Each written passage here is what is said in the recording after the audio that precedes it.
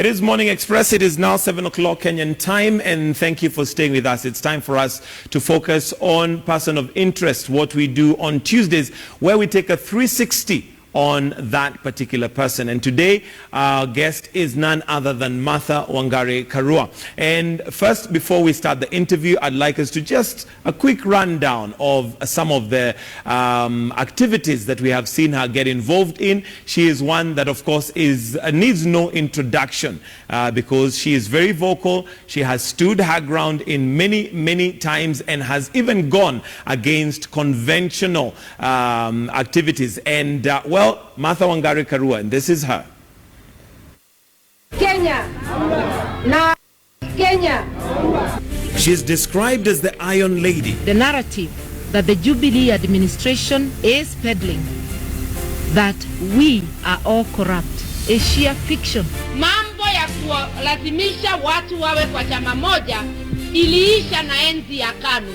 But who is she behind the news? So thank you for joining us this morning, Martha Karua, and well, it's a pleasure to have you. Thank you for taking your time to be here, especially this early. I know that some of the guests mentioned that is so early, but thank you for that sacrifice. Let's just start with the basics, and possibly where you grew up, what school you went to. I grew up in rural Geshogo. That is, my home is in a ward now called Kabare. And we are near the Mount Kenya forest, just like 3 kilometers from it. We grow tea and coffee and subsistence crops. So I grew up running errands like any other child in the rural area, joining people to go to the shamba on weekends when you are not in school, and playing like any other child does. Yeah. What was your background? Did you grow up in a family that was well off compared to the rest? In village terms, maybe, because my father was a teacher and my mother was also teaching. But those days, women used to abandon their jobs once you start having a family. So when I came in as the second born, my mom was forced to leave work because now she had 2 children to look after, my sister and I. So in village terms, a teacher is a prominent person. Right. So in those terms, but otherwise more or less like any other family, little farms, peasant farming thing. Okay. Yeah. And did you grow up up country all along? Yes. And I went to schools up to Form 4 within Kirinyaga County. Then I came for A-levels in Nairobi Girls. Now they call it Moi Nairobi Girls. And after that, university. Okay. So I've had a contact with Nairobi since that time. Since that time. Yes. And what was your performance in school like? Would you say it was average? Was it above average, below? Above, yes. It was above average? Yeah. So you've always been what they would call a chop, a SWAT?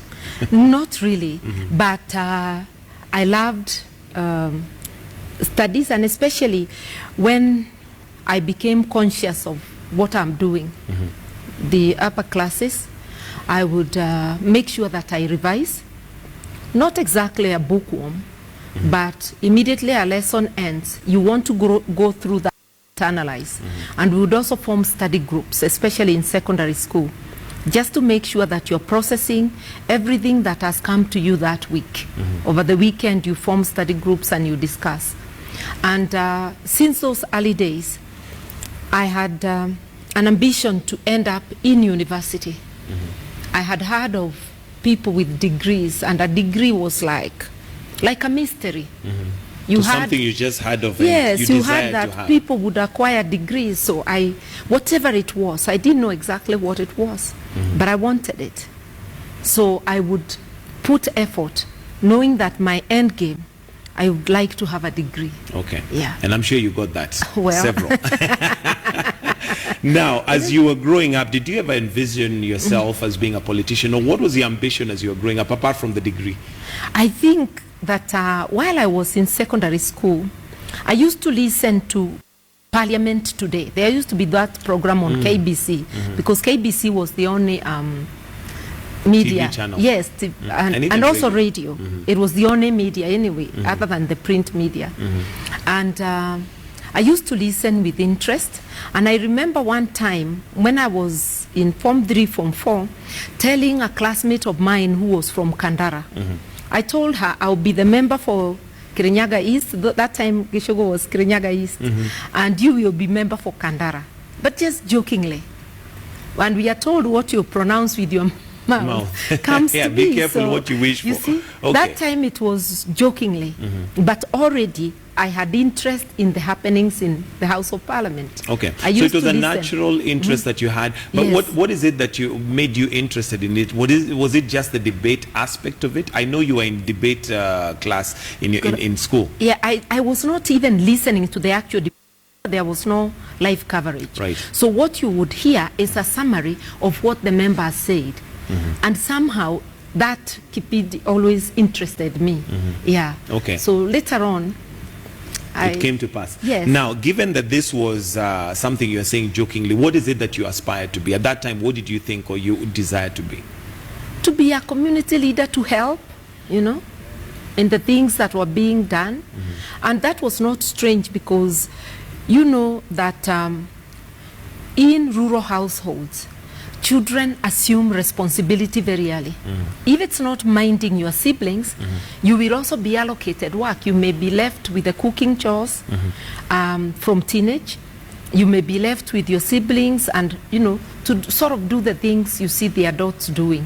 So it was so natural for me to want to get involved in the community and to get involved in leadership. Okay. Yeah. Now, given the age and time you grew, Yeah. and you've just mentioned that your mother had to stop working Yeah. because that was the way to do things Yeah. in that time to Yeah. bring up a family. Yeah. How is it that you managed to, as a woman, come up and begin taking a leadership role in such a male-dominated environment? Let me say this, that my parents, my dad and mom, were very supportive throughout. And as I grew up, my parents also had leadership roles. My mother was a leader in the Mothers Union. My father had leadership, they both had leadership roles within the church, within the community. So that sort of model gets to your head, that you can participate, you know? It's like participating in the things that will help drive your community. Yeah. Okay. That now gave you that opportunity and the Yeah. confidence to get into politics. Yeah, later on, that's what gave me the confidence to get into politics. When, as a young lawyer, when I resigned from the judiciary as a magistrate to start my practice, I got involved in law society politics. And those days, remember, it was during the one-party state. Right. So organizations, professional organizations like the Law Society, which were vocal, together with the religious leaders, were sort of like the unofficial opposition. And when I got involved in Law Society politics, that threw me onto the national scene, because we started agitating within the Law Society, differing with our leadership as young lawyers. And because we thought they were getting too cozy with the government. And the Law Society Act bestows on lawyers to help in the administration of justice, Right. and matters of rule of law. When you get too cozy with the government, then you're not able to point out the shortcomings. You're not able to fill that gap. So we felt the Law Society, the leadership of the day, was leaning too hard on the government. That agitation and the reaction of the government in trying to save the leadership of the day threw us onto national politics. And I realized that you cannot practice your profession in a vacuum, that the politics of the day affects the environment within which you operate.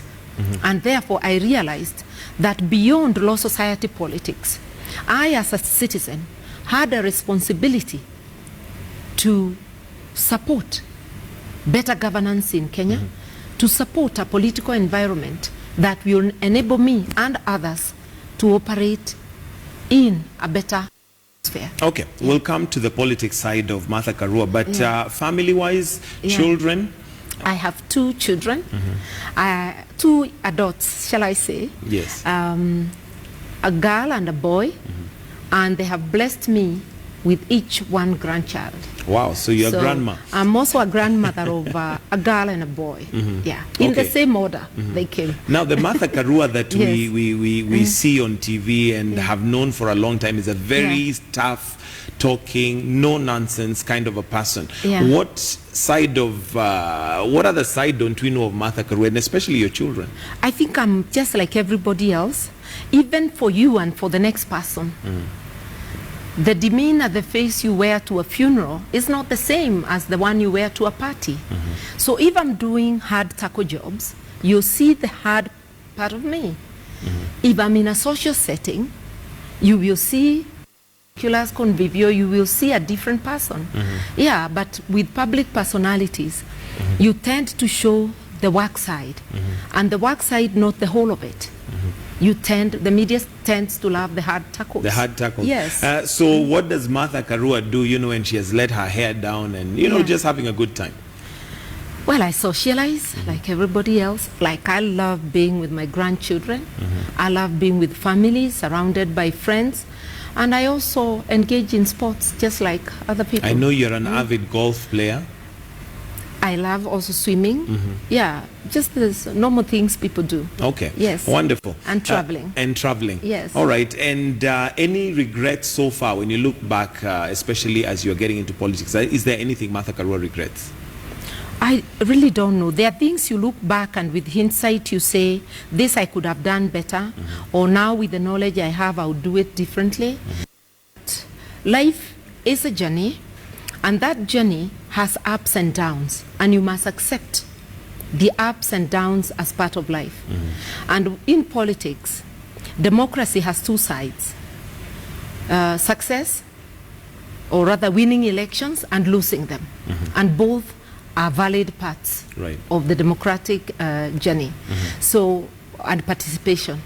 So when I look back, well, there's a lot you've learned. Yes, and I don't have much regret. No regret. I just say I've been blessed. It's been a journey. Even to go up to where I've gone, and I keep saying, and more to come, it's a blessing. Okay. Yeah. Now, we're told that a man or a woman is made up of three. There's the physical, there's the spiritual, and there's a mental. How do you renew your mental? Do you keep studying? How do you ensure that you stay up, up with your game? I think combination of things. Everybody needs to once in a while retreat and have a conversation with yourself. Everybody needs to increase their knowledge and keep up to date with things. So you have to seek knowledge, whether by reading, by interaction, because we read through instruction. We learn through instruction and through interaction. Okay. So you keep on updating yourself on many, many things. So I'm like everybody else. And the spiritual? And sometimes you read. The spiritual, yes, not in the conventional way, you see. When you retreat and have a conversation with you, then you are able to also have a conversation with the spirit in you, with your God. Okay. Yeah. Let's now come to matters politics. And you have been very vocal from as long as we remember. In fact, one of the clips that we've just shown now is you walking out on President Moi's meeting. Was at that time really considered almost a death sentence or attracting, the wrath of the government upon yourself. Actually, people thought it was foolish. What gave you the courage to do that? Let me say that I did not sit to weigh what will happen, but I knew what I must do. When you can see me in that clip leaning over Koskei, who was then Minister of Education, talking to Moi, because I was demanding, there it is, I was demanding to be given a chance to address the gathering. What were you saying there? You're trying to talk to Moi? Yes, I'm talking to Moi, and I'm telling him he's got to give me a chance to rebut what the Kanu Supremo in Kirinyaga, the attack he had made on the opposition. Because I'm telling him, look, I came to welcome you as head of state, and chairman insulting the opposition and the opposition leader.